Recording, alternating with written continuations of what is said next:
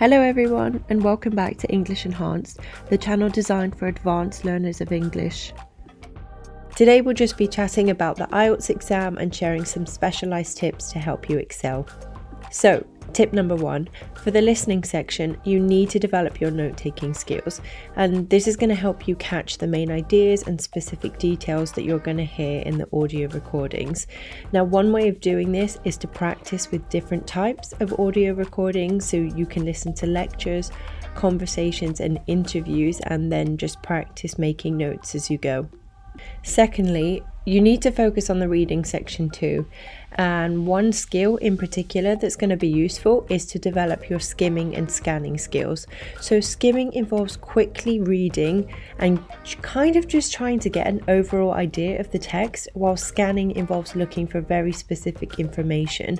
And again, practicing with different types of text is going to help, so you can use articles, you can use reports, or you can use academic papers.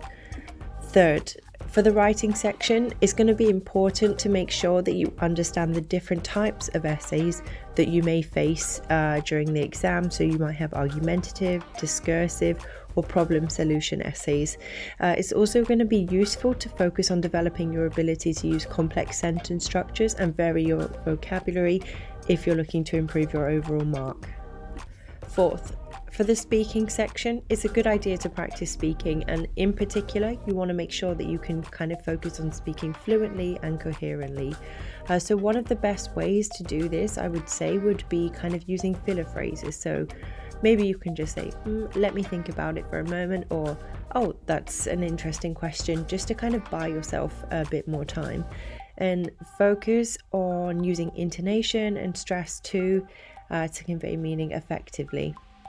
So lastly, another tip is to make sure you take advantage of online resources. So sample tests, study materials and practice exercises will all be useful here.